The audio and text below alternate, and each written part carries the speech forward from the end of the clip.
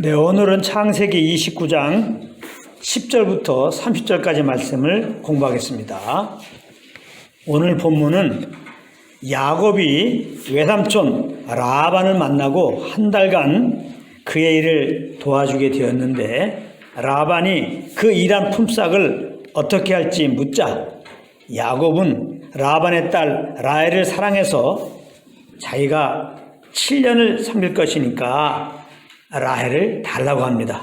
그러자 라반은 그것을 허락했고, 야곱은 7년의 기한이 차서 라헬과 동침하게 되었는데, 알고 보니 라반의 첫째 딸 레아였고, 그래서 라반에게 왜 자기를 속였느냐 이렇게 물으니까 라반은 자기가 사는 지방에는 언니보다 아우를 먼저 주는 법이 없어서 그런 것이니까 자기를 7년 더 섬겨주면 그때 라헬을 주겠다고 약속해서 라헬을 사랑했던 야곱은 다시 7년 동안 라반을 섬겼다고 하는 그런 내용입니다.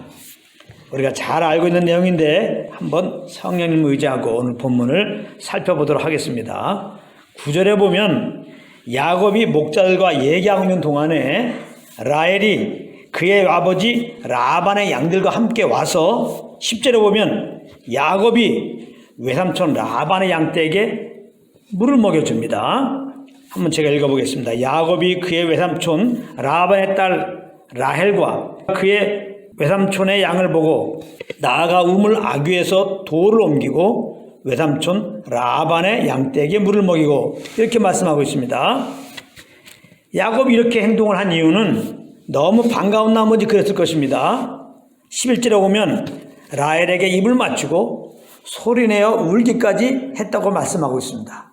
이것은 우리가 충분히 이해할 수 있는 행동입니다. 그 먼 길을 홀로 물어 걸어서 드디어 자기가 만나기를 원했던 라반의 자식을 만났으니 말입니다. 그런가 하면 17절에 라헬은 아이 딱게 생겼다고, 아주 이쁘게 생겼다고 그렇게 했기 때문에 야곱은 라헬을 보는 순간 한눈에 반해서 자기도 모르게 라헬을 향하여 그런 섬김의 모습이 나온 것이라고도 볼 수 있습니다. 그래서 아마도 야곱은 라헬을 보는 순간 라헬이 나의 배필이 되었으면 좋겠다, 이런 생각을 했을 수도 있었을 것입니다. 왜 이런 추론을 하냐면은 야곱이 라반을 만나러 온 이유 중에 하나가 라반의 딸 중에서 아내를 맞이하는 것이었기 때문에 그렇습니다. 창세기 28장 2절에 보면 야곱은 그의 아비 이삭으로부터 외삼촌 라반에게 가서 그의 딸들 중에서 아내를 맞이하라는 명을 받고 이곳에 왔던 것입니다. 한번 제가 읽어보겠습니다. 일어나 밧담 아람으로 가서 내 외조부 부두엘의 집에 이르러 거기서 내 외삼촌 라반의 딸들 중에서 아내를 맞이하라, 이렇게 이삭이 말했죠. 그래서 야곱은 마음속에 과연 라반의 딸들은 어떻게 생겼을까 궁금함을 가지고 있었을 것인데, 라헬을 만나보니 너무 아름답게 생긴 겁니다. 그렇기 때문에 어떻게 보면 라헬을 향한 그 사랑의 마음이 라헬이 몰고 온 라반의 양떼에게 물을 먹이는 섬김으로 나타났던 것입니다. 이렇게 누군가를 사랑하면 누군가에 대하여 자기를 희생하며 섬기게 되어 있는 것입니다. 이러한 참 사랑은 하나님께서 그 사랑하는 아들을 세상에 보내주신 것으로 나타나는 것입니다. 요한일서 4장 9절에 말씀하고 있는데요. 하나님의 사랑이 우리에게 이렇게 나타난 바 되었으니 하나님이 자기의 독생자를 세상에 보내심은 그로 말미암아 우리를 살리려 하심이라, 이렇게 말씀하고 있습니다. 하나님이 그 아들을 화목제물로 이 세상에 보내주신 것이야말로 하나님이 우리를 정말 사랑하셨기 때문에 그렇게 하신 것입니다. 요한일서 4장 10절에서 계속 말씀하십니다. 사랑은 여기 있으니 우리가 하나님을 사랑한 것이 아니요 하나님이 우리를 사랑하사 우리 죄를 속하기 위하여 화목제물로 그 아들을 보내셨습니다. 그러므로 믿는 자들이 의심하지 말아야 할 것이 하나 있는데 그것이 무엇이냐? 과연 하나님이 나를 사랑할까입니다. 만일 우리가 이러한 질문을 한다면 하나님은 참 대답하기가 난감하신 것입니다. 우리를 너무나 사랑하여서 그 사랑하는 아들까지 아낌없이 내어 주셨기 때문입니다. 더 이상 우리를 사랑한다는 그 사랑을 표현할 수 있는 길이 없어요. 그 사랑을 나타낼 수 있는 길이 없다 이 말이에요. 물론 그럼에도 하나님이 나를 정말 사랑한다는 사실을 우리는 모를 수가 있습니다. 하나님의 그 사랑을 맛보지 않으면 하나님의 사랑을 내 영혼이 맛보 알아야 됩니다. 그러니까 하나님의 사랑은 영으로 맛보는 거예요. 영으로. 아무리 지식적으로 하나님이 우리를 사랑하신 그 사랑을 알고 있다고 해도 영으로 지금 맛보지 않으면 하나님의 사랑을 모르고 있는 것입니다. 그래서 하나님은 믿는 자들 가운데 성령을 보내신 것이죠. 예수 그리스도의 은혜와 하나님의 사랑을 맛보게 하시려고. 하나님의 사랑을, 예수님의 은혜를 우리가 맛보는 길은 오직 성령의 도움으로입니다. 성령님이 알게 하셔야 우리가 알고 맛보게 되는 거예요. 하나님의 사랑을, 예수님의 그 은혜를 말이죠.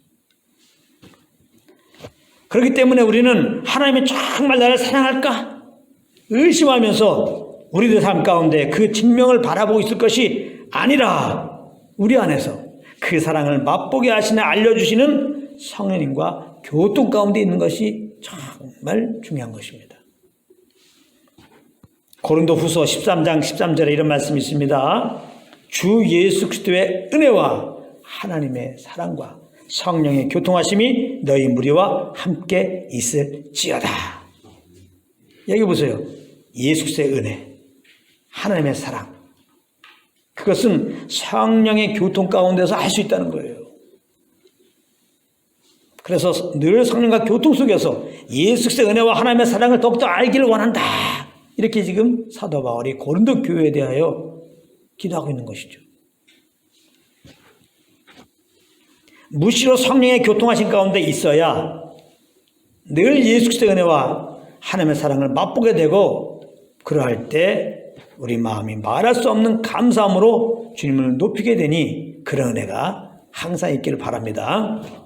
12절에 보면 야곱은 자기가 라반의 생질이며 리브가의 아들임을 라헬에게 말해주고, 라헬은 달려가서 자기 아버지에게 이 사실을 말해줍니다. 그러자 13절에 보면 라반은 야곱에게 달려와서는 야곱을 영접하여 안고 입 맞추고 자기 집에 데립니다. 그 후 야곱은 한 달 동안 라반과 함께 거주했는데 어느 날 라반은 야곱에게 이렇게 말합니다. 15절입니다. 라반이 야곱에게 이르되 내가 비록 생질이나 어찌 그저 내일 하겠느냐, 내 품삯을 어떻게 할지 내게 말하라. 이렇게 얘기합니다. 요즘으로 말하자면 내가 한 달 동안 내 일을 도와주었으니까 월급을 좀 줘야 되겠는데 얼마 줄까? 이렇게 물어보는 거예요. 너가 일한 그 대가를 지금 내가 주려고 하는데 너는 어떻게 생각하냐? 얼마쯤 생각하고 있느냐? 물어보고 있는 겁니다. 그러자 야곱은 라반의 두 딸 중 라헬을 사랑하니까 라헬을 위하여 7년을 섬기겠다고 말합니다. 한마디로 7년을 더 섬겨드릴 테니까 라헬을 아내로 달라고 지금 그렇게 말한 것입니다. 그러자 라반은 타인에게 주는 것보다 야곱에게 주는 것이 낫다고 하면서 그 요구를 받아들이자 야곱은 라헬을 얻기 위하여 라반을 7년 동안 섬겼는데 라헬을 사랑하는 까닭에 며칠같이 여겼다, 이렇게 말하고 있습니다. 20절입니다. 야곱이 라헬을 위하여 7년 동안 라반을 섬겼으나 그를 사랑하는 까닭에 7년을 며칠같이 여겼더라. 야곱은 사랑하는 라헬이 함께하고 있었기 때문에 7년이라고 하는 세월이 길게 느껴지지 않았던 것입니다. 만약 라헬이 멀리 떨어져 있었고 7년 후에나 만나게 될 수 있었다면 사실 7년은 너무 멀게 길게 느껴졌을 것입니다. 그러나 사랑하는 라헬이 함께 하고 있었기 때문에 7년을 며칠같이 보낼 수 있었던 것입니다. 그런데 우리가 다 아는 대로 야곱은 7년을 일했는데 라헬을 바로 얻지를 못했습니다. 왜 그렇습니까? 라반의 속임 때문에 그렇습니다. 라반은 신방에 라헬 대신 첫째 딸 레아를 보냈고 야곱은 레아가 라헬인 줄 알고 동침을 했던 것입니다. 아마도 레아가 그 얼굴을 가려서 야곱이 알아보지 못했던 것 같습니다. 아무튼 그동안 이삭을 속이고 에서를 속였던 야곱은 외삼촌에게 속임을 당한 것입니다. 이것이 바로 저주 아래 있는 인생들의 사는 모습입니다. 서로 속이며 속고 살고 있는 거예요. 그럼 왜 이렇게 서로 속이며 살고 있느냐? 사람들은 서로 위에서만 살지 위에는 것 같으면서도 서로 속인다 이 말이에요. 남을 이용해 먹으려고 한다 이 말이에요. 왜 그럴까? 욕심 때문에 그런 것입니다. 욕심 때문에. 야곱이 이삭과 에서를 속인 것은 복을 받겠다고 하는 욕심 때문에 그렇게 한 겁니다. 그리고 라반이 야곱을 속인 것은 역시 야곱의 그 노동력을 이용하여 자기 재산을 더 좀 늘리고자 이렇게 욕심 때문에 야곱을 속인 것입니다.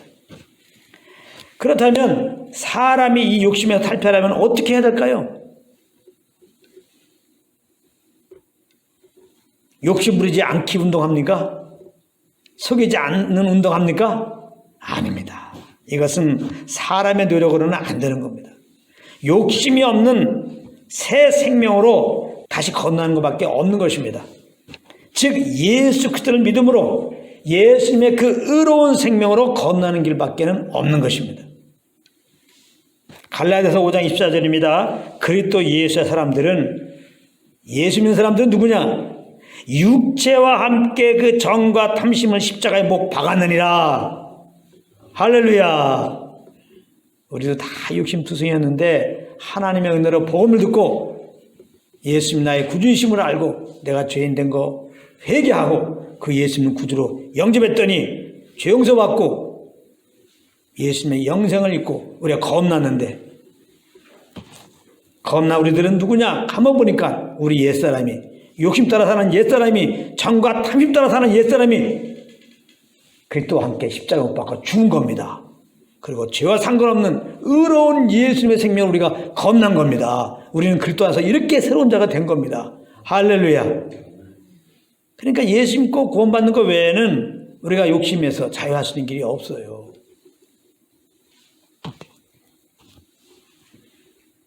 그런데 이상하게 거듭났어도 예수 믿었어도 계속 욕심으로 살게 되고 그러므로 남을 속이게 되더라는 것입니다.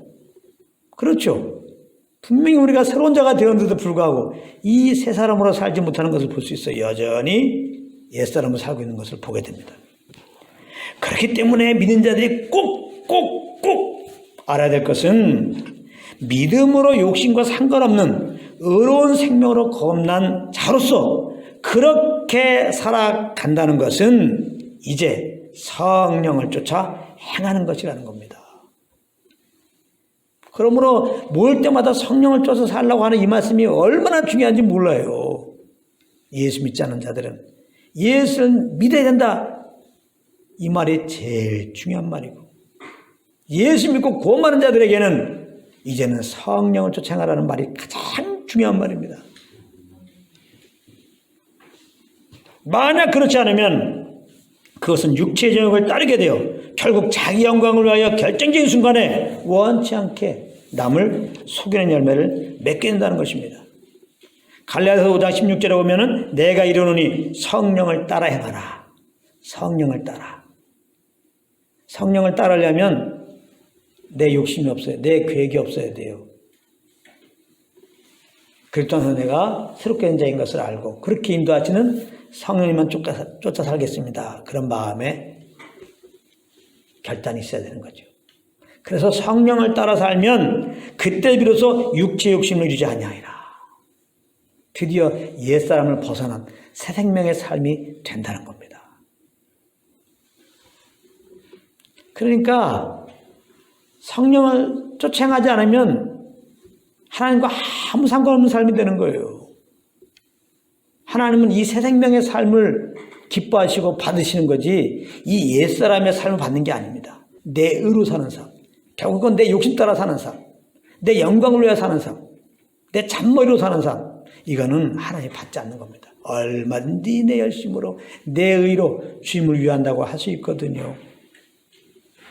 바리새인이 그런 자들이었지 않습니까? 그들은 하나님을 위해서 하나님의 영광을 위해서 그렇게 열심을 낸 겁니다. 그러나 화 있을진저 회칠한 무덤이여 너희는 위선자라고 얘기하는 겁니다. 겉으로는 우리가 정말 주님을 위하는 것 같고 그런 모습을 보일지 모르지만 육신 안에는 죄가 있어요. 내 속에는 여전히 나를 위하고 있는 겁니다. 그렇기 때문에 내 의로 내 힘으로 주님을 섬기려고 하면은 하나님이 이용해 먹는 거예요. 내가 이렇게 주님을 잘 섬기고 있으니 나에게 복을 주십시오. 나에게 축복을 주셔서 사업 잘 되게 해주십시오. 내 자식 좋은 대학에 가게 하십시오. 요게 들어가 있다는 거예요. 하나님은 속을 줄 알지만 하나님은 속지 않기 때문에 내 의로 이렇게 주님께 열심히 하는 자들에 대해서 하나님은 구역질난다. 이게 구역질난다. 그 마음을 알기 때문에. 너가 나를 위하는 것 같지만 알고 보면 너가 나를 이용하고 있는 건데. 그래서 구원받은 우리들은 정말 새 생명으로만 살아야 돼요. 그것은 오직 성령을 쫓는 겁니다. 내 속에 오셔서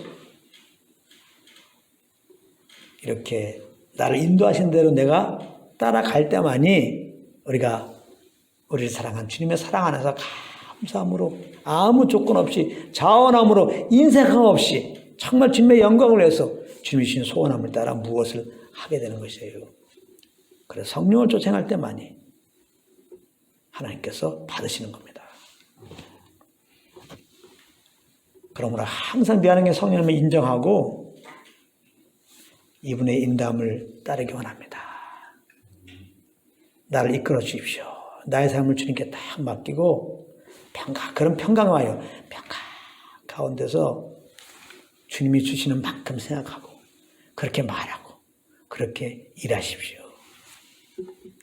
이걸 벗어나가지고 큰 머리 써가지고 우리 열심히 해갖고 이 사람도 만나고 저 사람도 만나고 이렇게 해봤자 하나님 일단은 받지도 않아요.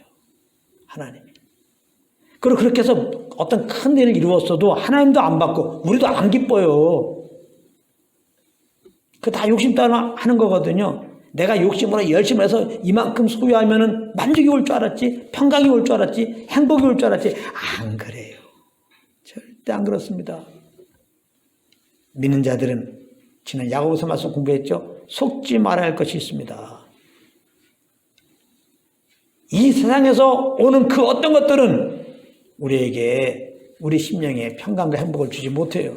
내가 아무리 물질을 많이 소유하고 아무리 큰 권력을 할지라도 내 영혼에는 0.1%의 도움도 되지 않는 겁니다.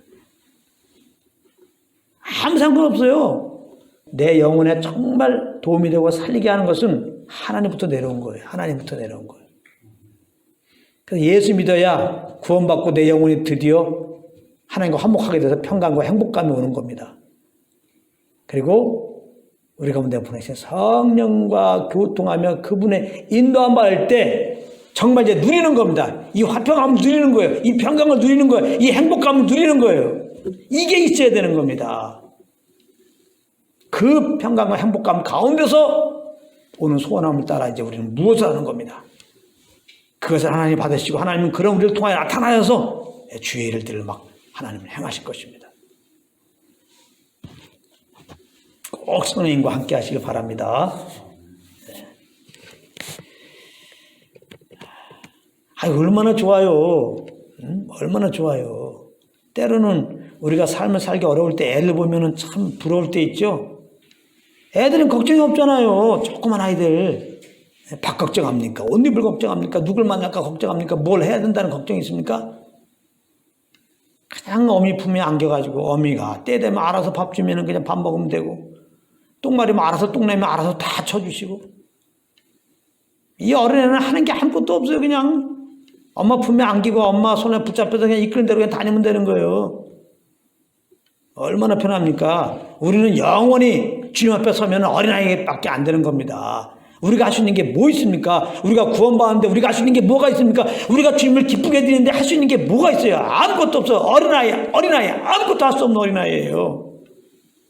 오직 주님의 보호만이 필요하고 주님의 이끄심 필요한 우리들입니다. 그래서 그 아들로 우리를 구원하시고 주님이 오셔서 우리를 이끌어 가신다는 거예요. 이걸 잘 하시고, 그러므로 우리는 성령님 의지하면서 이분께서 평안 주시고 이분께서 주시는 소원한 만큼만 행하십시오. 할렐루야. 네. 얼마나 그렇다면 우리 영혼이 자유합니까? 성령이 이끌리는데 성령님이 죄를 범하게 하냐고요. 죄에 대해서 자유한 겁니다. 성령의 이끌림 받는다는 것은 죄에 대해 죽고 의에 대해 살게 하는 겁니다. 성령의 이끌림 받는 것이 의의 종으로 사는 거예요. 예수님과 구원받는 우리들은 죄에 대해 죽고 의에 대해 산 자가 된 겁니다. 죄에 대하여 죽고 의에 대해 사는 것은 오직 성령님을 쫓는 거예요.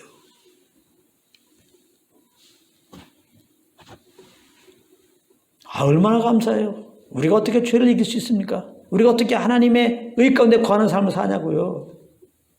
우리는 할 수 없어요. 근데 우리를 그렇게 살 수 있는 자로 만드시고 친히 그런 길로 성령으로 오셔서 우리 인도하시니까. 그러니까 성령님과 함께하는 것은 그리스도 안에 내가 새롭게 된 자로서 사는 것이고, 그것만이 정말 죄에 대해 죽고 의에 대해 사는, 정말 하나님이 원하시는, 우리를 구원하셨던 그 목적 따라 사는 길이니까 우리가 성령을 쫓아야 되는데, 많은 분들이 이 말씀을 몰라갖고 그냥 열심히 득심해가지고 지식이 없는 채로 예수 믿고 구원받았으니까 죄를 이겨야지 하면서 내가 죄를 이기려고 기도하고 있어요. 죄를 이기려고 찬양하고 있단 말이에요. 죄를 이기려고 말씀 보고 있단 말이에요. 다 종교 행사입니다. 아무 상관없어요. 그러니까 기도 끝나봐요. 찬양 끝나봐요. 말씀 보는 거 끝나봐요. 못 이깁니다. 그래요. 기도도 중요하고 찬양도 중요하고 말씀도 중요해요. 이런 걸 통해서 성령으로 말미암아 주님의 사랑을 알았어요. 그러면 감사와 기쁨으로 이제는 성령을 쫓아가야 돼요. 성령을 쫓아가야 돼요. 아멘. 그러므로 성령님과 동행하는 가운데, 이끌리는 가운데 기도도 하시란 말이에요. 이끌리는 가운데 찬양도 하시고, 이끌리는 가운데 성경도 보시고, 그래야 여러분들이 스스로 안 놀래요. 이상하다. 나는 왜 이렇게 기도도 많이 하고 찬양도 하고 주님을 잘 섬겼는데 똑같은 죄에 넘어지지? 넘어지지. 성령을 쫓지 않으니까 놀랄 거 없어요.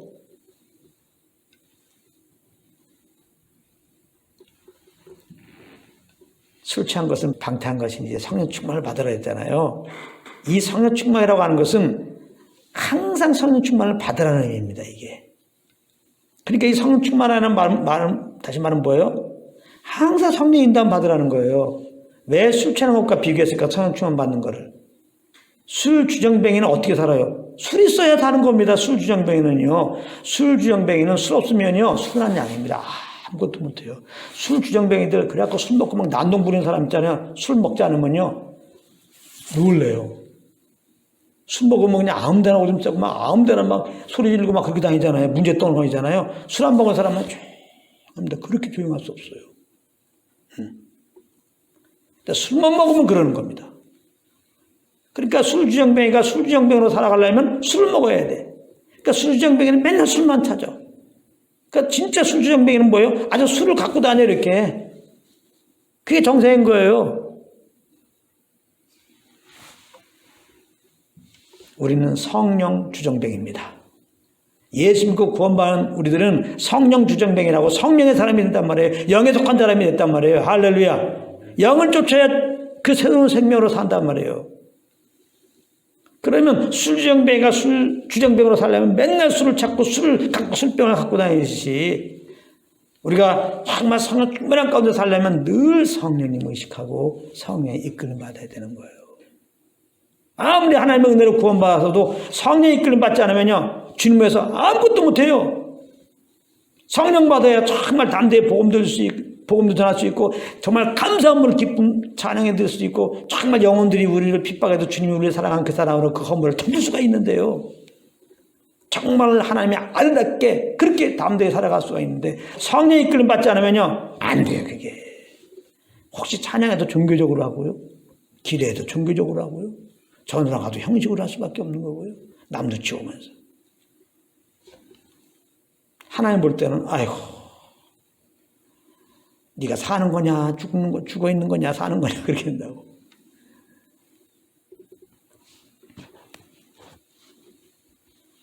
내 안에 선임이 계신 걸 인정해드린 거예요, 인정.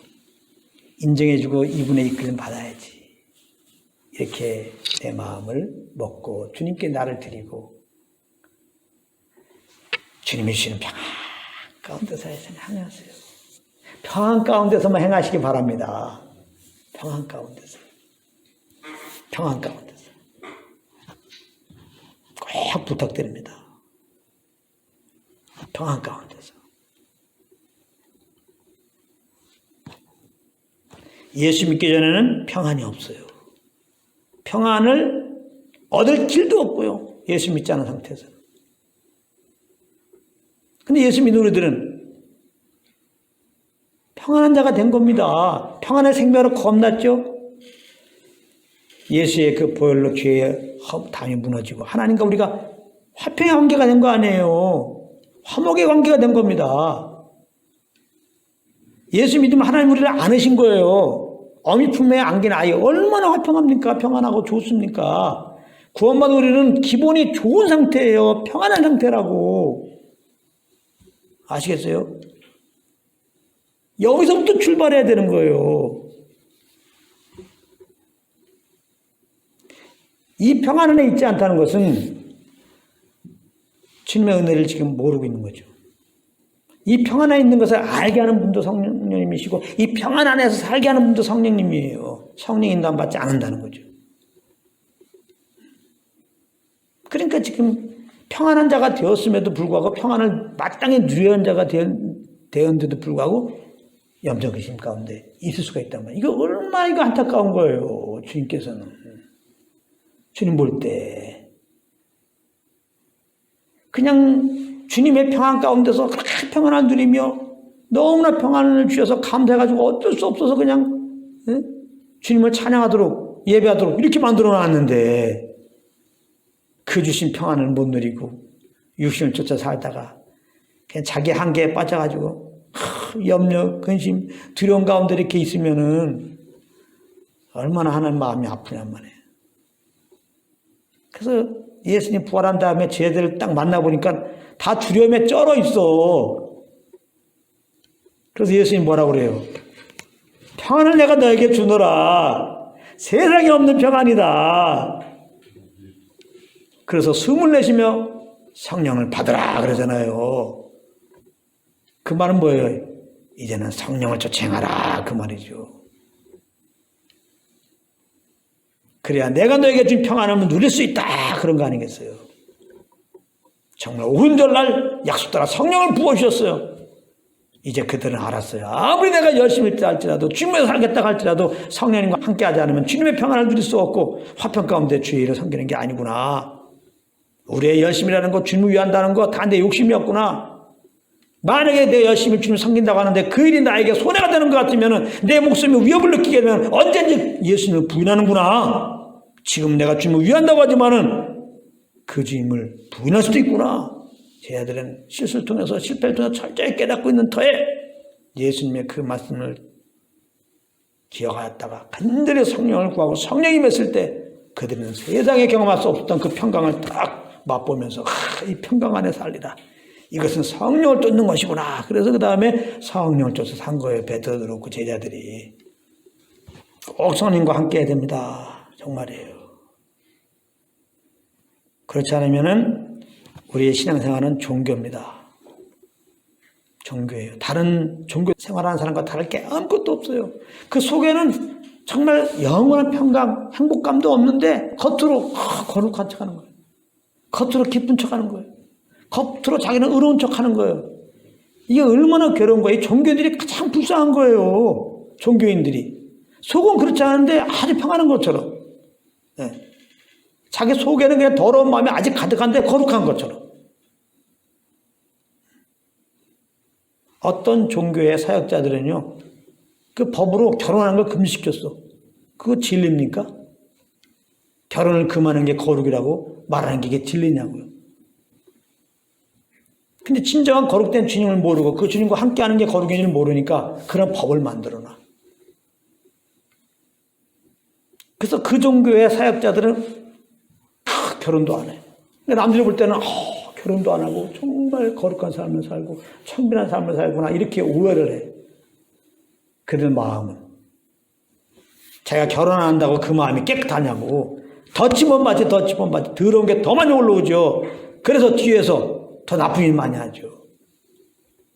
우리나라도 여러 가지 어두운 음란의 일들이 많이 있다고 그러지만 우리가 볼 때는 북한은 안 그럴 것 같죠. 오, 담당자다. 여러 가지 철저하게 여러 가지 법으로 막아놔가지고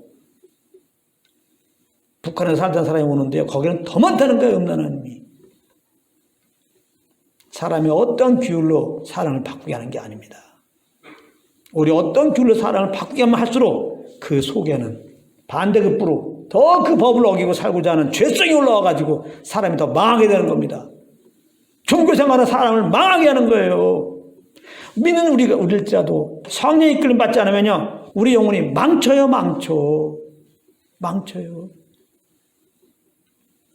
주님을 열심히 섬기는데 이상한 사람이 되는 거예요.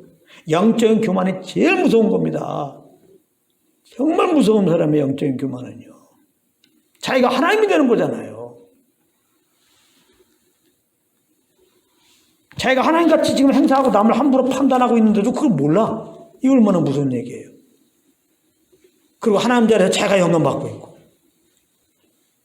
이런 이상한 모습이 되는 겁니다. 성령을 쫓아 주님 섬기는 게 아니고 내 의로 주님 섬기면요. 늘 말하지만 내 의로 주님을 열심히 섬기는 사람들이 교회에 문제덩어리인 거예요. 무엇보다도 성령과 함께 해야지 내 영혼이 주님의 사랑을 알아서 내 마음이 녹아요. 그 사랑의 뜨거운 사랑 앞에. 이렇게 교만함만 믿고 남 시기하고 질투하고 욕임 따라 살면 내 마음이 편해. 뭐가 편해. 쉼이 없지. 항상 경쟁해야 되고. 세상 사람들 보세요. 그러나 우리가 주님의 사랑을 알고 그 사랑의 그 뜨거운 돌도끼 앞에서 내 마음이, 이 교만한 마음이 그냥 시기하는 마음이, 질투하는 마음이, 그냥 욕망이 가득한 마음이 그냥 팍 깨져 그냥. 그러고 나면 내가 깨지면 내 안에 주님 와 계시잖아요. 주님이 다 나타나요. 주님의 사랑이 나타나요. 주님의 위로가 나타나요. 주님의 평강이 나를 주장해버려요. 그냥 옥합을 딱 깼더니 그 안에 향기가 그냥 나타나서 그 방 안을 가득 채우듯이. 먼저 내 영혼부터 그냥 주님을 알고 나면 그 사랑 앞에 내가 깨져버려요. 그 사랑의 빛 앞에. 내 영혼이 막 주님으로 그냥 점령돼서 그냥 얼마나 감사한지 몰라요. 우리는 무엇을 얻어야, 무엇을 이루어야 평안을 얻을 수 있다고 세상 사람들은 속아가지고 지금도 열심히 노력하고 뭔가를 하는데 안 그래요. 평안과 행복은 소유의 어떠함이 있지 않습니다. 주님을 영접해야 되고 내가 주님을 알므로 내가 내 자아가 파쇄되고 이제 그 나타난 주님을 경험함으로 우리는 정말 내 영혼에 정말 한 것 없는데 이렇게 평안과 행복을 누릴 수 있는 거예요. 그런 복음만의 삶이 되기 바랍니다. 할렐루야. 네. 그래서 이 기운으로 살아야 돼요. 이렇게 생명으로 주님을 섬겨야 돼요. 생명. 항상 날 보내는 주님, 이 사랑해 주는 행복을 주신 주님께 너무 감사해가지고 행복해가지고 감사합니다. 이렇게 주님을 섬겨야 된다고요. 이게 없으면 안 돼요. 절대 주님을 잘 섬겨드려야 되는데 정말 생명을 알면 이런 게 필요 없죠. 우리가 정말 주님을 사랑하면 뭘 해줘야 한다는 의무감으로 섬기는 게 아니죠. 그렇게 되죠. 아멘. 네. 이런 삶, 생명의 삶, 주님과 교통하면서 그냥 그 이끄는 대로 사는 거, 이 생명의 삶이에요. 이게 새 생명의 삶. 이걸 보고 신앙생활이라고 하는 거예요. 그러니까 진정한 신앙생활은 어떤 규율, 어떤 경건의 모습 아무 의미가 없는 거예요. 이렇게 해라 저렇게 해라. 다 그 율법 안에서나 이렇게 해라 저렇게 해라 그러는 거예요. 율법은 이렇게 해라 저렇게 해라. 복음은 믿으라 이거예요. 믿으라. 그럼 믿은 다음에 믿음의 삶이라는 건 뭐냐? 성령을 쫓는 거예요. 예수를 믿는 게 하나님의 일이죠. 예수를 믿는 게 성령을 쫓는 거예요. 이걸 모르면요, 내미로 믿습니다 하고서 또 충성 오바 충성한단 말이에요. 자기로 열심히 한 사람들이 다 믿음으로 한다고 그래요. 다 믿음으로. 다 믿습니까? 믿습니다 하면서 믿음으로 한다고요. 아무튼 야곱은 원치 않게 레아를 아내로 맞이하게 되었습니다. 물론 7년을 더 일해서 결국은 라헬을 아내로 맞이하게 되었지만 야곱의 그 마음의 계획은, 인생 계획은 꼬이게 된 것입니다. 야곱은 분명 아버지 이삭으로부터 복을 받고 나머지 삶이 잘 풀릴 것으로 생각했을 것입니다. 한마디로 만사형통을 기대했을 것이라 이 말입니다. 그런데 복을 받은 이후의 삶은 오히려 그 반대가 되었어요. 자기 뜻대로 되는 것이 아무것도 없습니다. 야곱은 복을 받고 형 에서에게 죽을 뻔했습니다. 그리고는 정든 집을 떠나야 했고 먼 길을 홀로 걸어야 되었고 그래서 하란 땅에 오게 되었습니다. 그리고 사랑하는 라헬을 얻기 위해서 1년도 아니고 2년도 아니고 7년, 이거 정말 엄청나게 긴 시간 아니겠습니까? 7년을 일했는데 결과는 원치 않는 레아를 아내로 맞이하게 된 것입니다. 완전 인생 꼬인 겁니다. 복을 받은 야곱은 복을 받았기 때문에 형통하게 된 것이 아니라 그 처절하게 자기의 꿈이 깨짐을 경험하게 된 것입니다. 이것이 영생의 복을 주신 주님이 우리에게 주시는 메시지입니다. 지금부터 선포되는 말씀에 아멘하는 자는 복이 있도다. 그 의미를 깨닫고 아멘하는 자는 복이 있도다. 참 복의 근원 되시는 예수님을 마음의 구주로 모시게 되었기 때문에 이제부터는 삶의 형통이 아니라 우리의 꿈과 계획이 깨지는 아픔을 당하게 된다는 것입니다. 가로 열고 각오하라 가로 닫고. 저는 각오하라 이 말을 못 들었어요. 이 말은 못 들은 상태에서 나름대로 주님을 주인으로 모시고 나름대로 주님을 쫓는다고 했는데 진짜 내 계획과 꿈들이 산산조각 나는 겁니다. 미리 내가 각오하라는 말 들었으면은 처음에는 안 놀랐대. 처음에 엄청 놀랐어요. 왜 이러지 저도? 왜 이러지? 저는 처음에는 이제 그만 깨지겠지. 계속 깨지는 거야. 그리고 가만히 생각해 보니까 이거 완벽하게 깨져야지 되겠더라고요. 그래서 처음에는 알았습니다. 이 부분 깨질 테니까 더 이상 깨지 마십시오. 이렇게 기도하고 있더라고요. 그 다음에 또 이만큼 깨졌어. 그래서 하나님은 장난하는 분이 아니시라는 걸 내가 알았어요. 정말 주님 섬기는 거는 장난이 아니라는 걸 제가 정말 깨달았어요.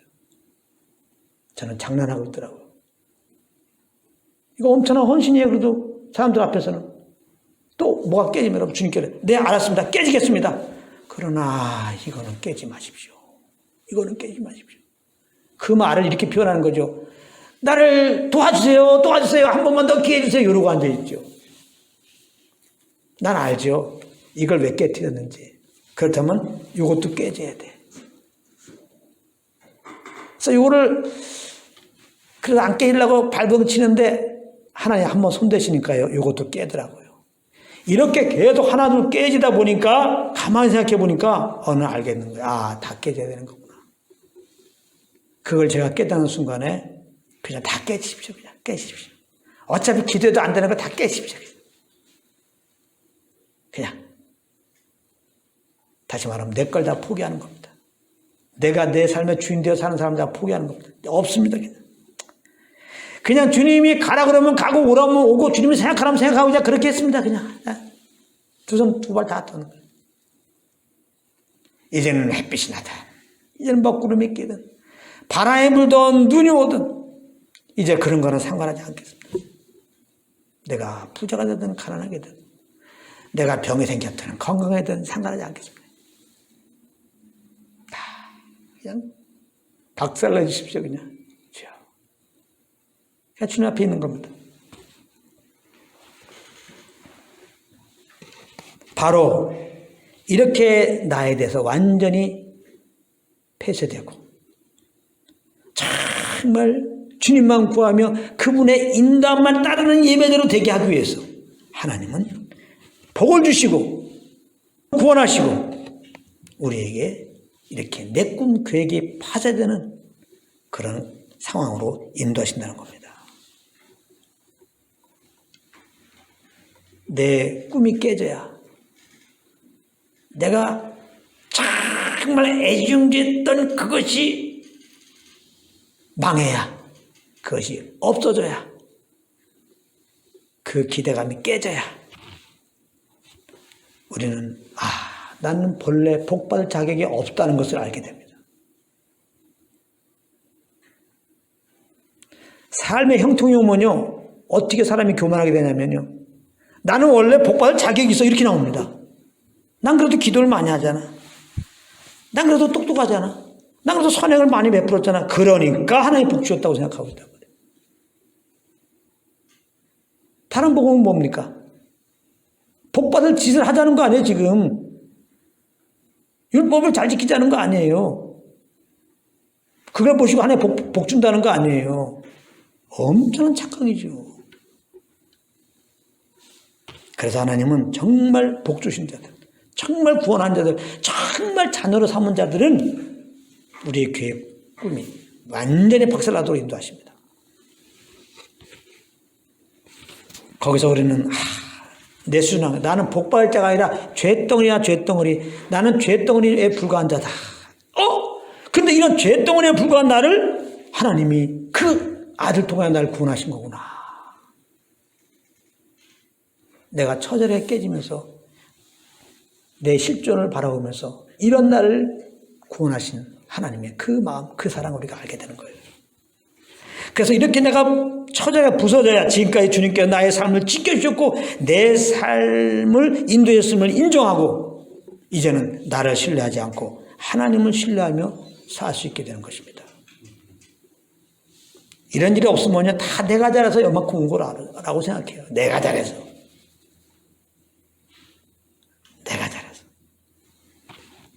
다시 말하지만 이것이 바로 하나님께서 야곱에게 사닥다리 환상을 보여주면서 하셨던 말씀의 의미입니다.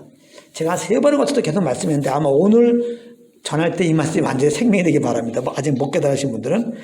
자, 사닥다리 환상을 보여주면서 하나님이 야곱에게 어떤 말씀했습니까? 이 말씀했어요. 창세기 28장 15절입니다. 내가 너와 함께 있어 내가 어디로 가든지 너를 지키며 너를 이끌어 이 땅으로 돌아오게 할지라 내가 내게 허락한 것을 다 이루기까지 너를 떠나지 아니하리라 하신지라.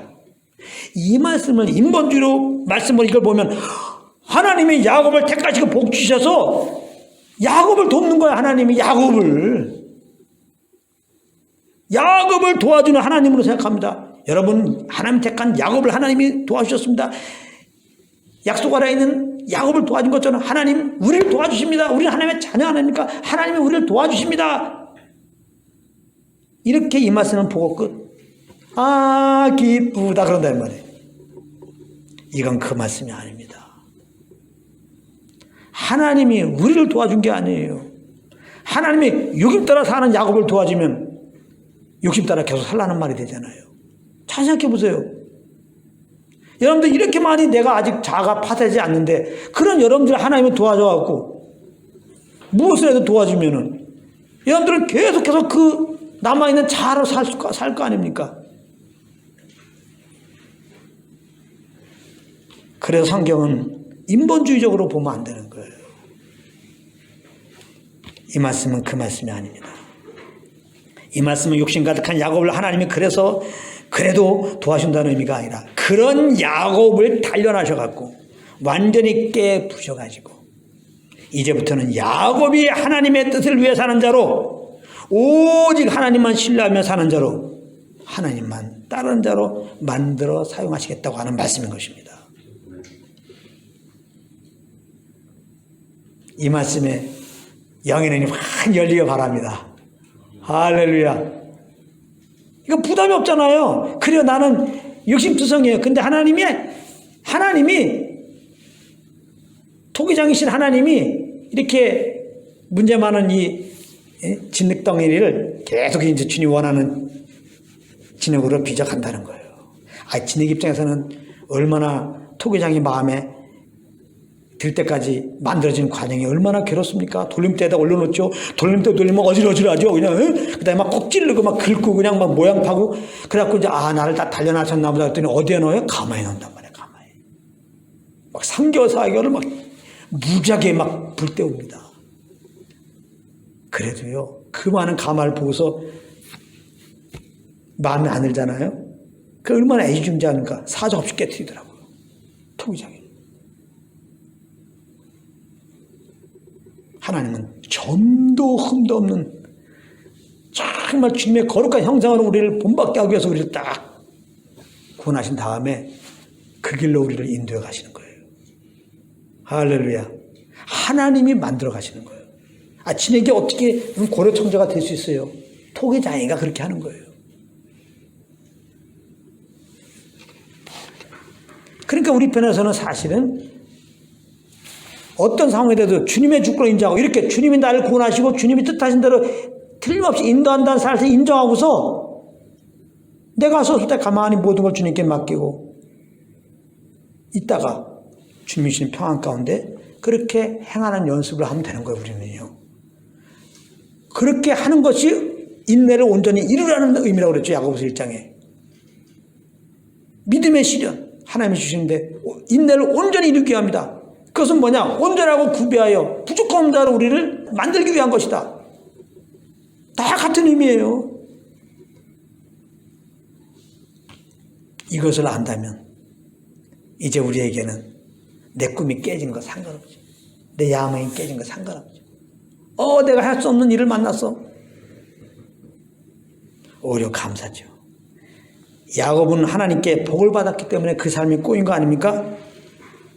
왜 이렇게 우리 삶이 꼬이고 있습니까? 어렵습니까? 우리가 구원을 받았기 때문에 그래요. 그러니까 이런 상황에서 우리가 할 게 뭐예요? 염려입니까? 근심입니까? 원망입니까? 오늘 말씀에 여러분들이 영의 눈이 열렸다면 아닌 거 알죠? 감사죠. 아무것도 할 수 없는데 우리의 한계를 깨닫게 한 주님이 얼마나 감사해요. 이런 거 아니었으면 내가 어떻게 주님 나의 한계를 알 수 있었겠어요? 겨우 잘난 척하고 있지. 이런 죄덩어리에 불과한 우리를 그 아들로 말미암아 구원해 주신 것이나야 감사하죠. 내가 정말 연약하고 아무것도 할 수 없고 죄 있다는 것을 깨달을 때 주님의 은혜가 더 크게 다가오는 거죠. 그리고 이제 나를 신뢰하며 내 잔머리를 굴리며 사는 것이 아니라 평강 가운데서 말씀하시는 성령을 쫓아 행하게 되는 것이죠. 그러면 행하면 되는 거예요. 더 이상 이제는 경쟁을 하지 않는 겁니다. 남들 바라볼 필요가 없는 겁니다. 내 아들은 저 집 자식은 이렇게 되는데 내 아들은 뭐 이런 거 있잖아요. 저 사람은 지금 내 나이에 이렇게 하고 나는 뭐야 이런 거 있잖아요. 제가 주님 만난 다음에 제일 좋은 게 이거예요. 여러분들도 다 그렇지만 저도 욕심 따라 살았기 때문에 남한테 지는 거를 꼴로 못 봐요. 진짜 밥이 안 넘어가. 밥이 안 누가 나보다 뭐 잘난 것 같으면 밥이 안 넘어가. 어떻게든 저걸 이겨야 되겠는데 진짜 그게 항상 있었어요.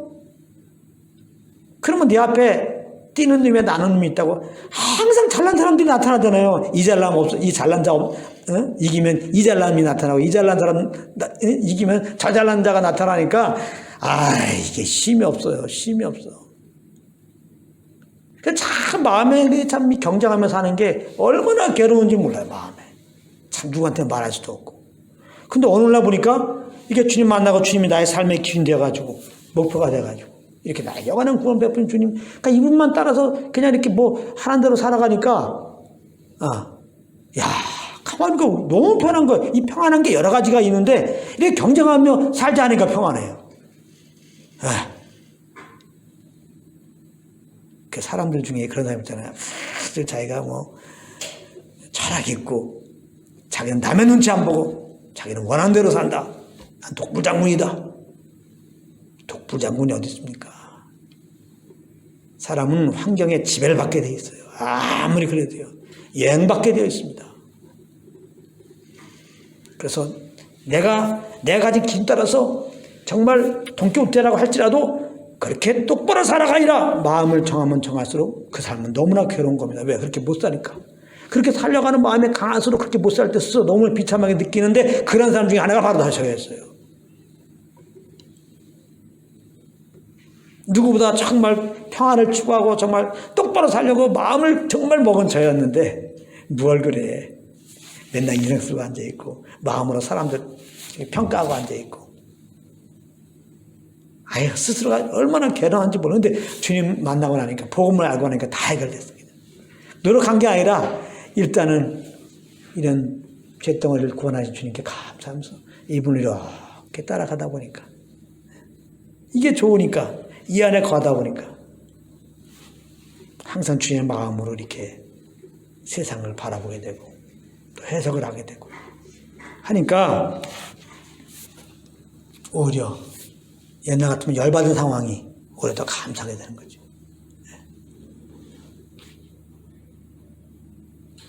네.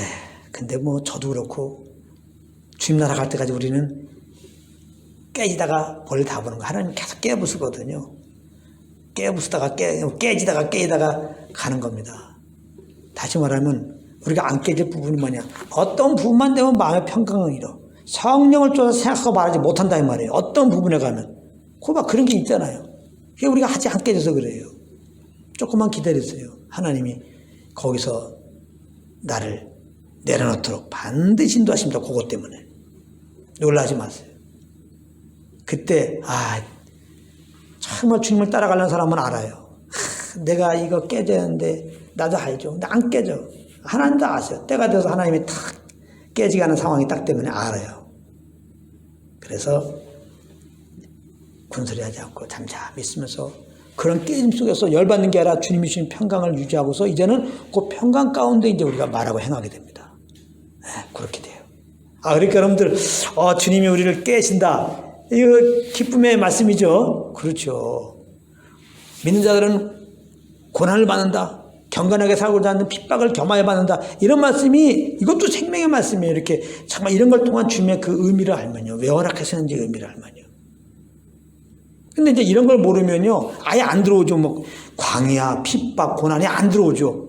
이런 말씀을 모르면요. 그래서 예수 믿으면 그냥 아무튼 잘해줄 거야. 축복해줄 거야. 이렇게만 바라보지. 다 그런 관점으로 성경 보죠. 그래서 똑바로 잘 살면 돼. 이제 이렇게 되는 거죠. 예수 믿으면 똑바로 잘 사는 거야. 똑바로 잘 살기만 하면 이렇게 되는 거죠. 근데 똑바로 잘 살지 못하게 되니까 사실 괴로운 거죠. 정죄가 있고 자비함도 없고 쉼이 없지 영혼에.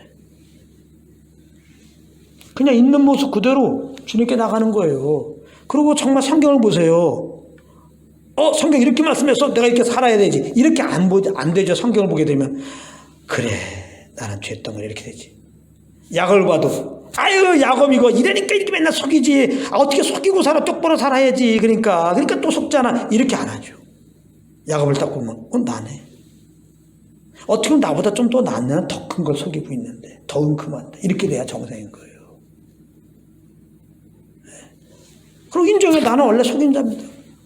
사도를 보세요. 주님 만나니까 나는 괴수 중에 괴수입니다. 나는 약한 자입니다. 강함을 잘하는 게 아니라 약함을 잘하는 게 나는. 그 죄 가운데서 약함 속에서 주님의 능력을 보기 때문에 그래요. 이런 나를 구원하시고 능력으로 내 안에 오셔서 나를 이끄심을 보기 때문에 그래요. 나는 속이는 자였지만 나를 의롭게 하시고 의롭게 사도록 주님이 오셨구나. 그렇기 때문에 이제 내가 주님을 쫓으면은 의 가운데 사는 삶이 되는구나. 드디어 속이는 삶에서 해방되는 삶을 사는구나. 이렇게 되는 거예요. 그래서 이 깨짐을 통해서 우리는 나를 더욱더 신뢰하지 않고 자연스럽게 성령을 쫓아 행하는 자가 되니까 하나님은 정말 사랑하는 우리들, 구원하는 우리들에게 이런 우리의 인간적인 꿈과 그런 계획들을 사정없이 깨트린다는 우리의 가치관 다 깨트리는 겁니다. 갈라디아서 5장 25, 26절입니다. 잘 들어보세요. 뭐라고 그랬을까? 만일 우리가 성령으로 살면 또한 성령으로 행할지니 헛된 영광을 구하여 서로 노엽게 하거나 서로 투기하지 말지니라. 우리는 성령으로 살아야 할 자예요. 그렇다면 성령으로 행하라 이 말이에요. 제가 성령을 쫓아가라, 성령을 쫓아가라 행하라. 그러니까 옵션으로 얘기하는 게 아니에요. 안 해도 되고 그냥 쫓아도 되고 쫓으면 좋으니까 그 말이 아니에요. 예수 믿고 구원받은 우리들은 성령을 쫓아 살아야 되는 겁니다. 그러면 영광을 구하여 서로 노엽게 하고 서로 다투는 우리가 깨지죠. 깨져.